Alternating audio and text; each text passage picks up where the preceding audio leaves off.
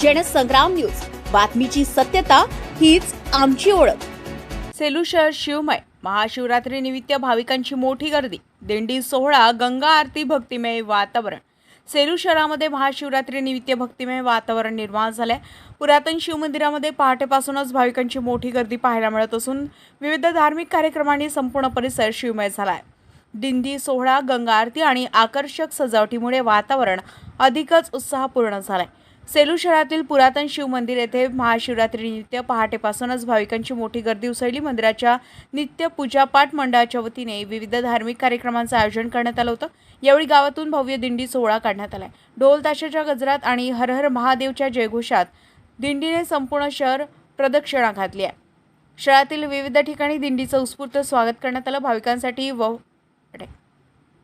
भाविकांसाठी फराळ आणि पिण्याच्या पाण्याची व्यवस्था करण्यात आली होती। मंदिर परिसर आकर्षक फुलांची सजावट आणि रोषणाईने उजळून निघाला होता। सायंकाळी बोर तीर्थ येथे गंगा आरतीचं भव्य आयोजन करण्यात आलं।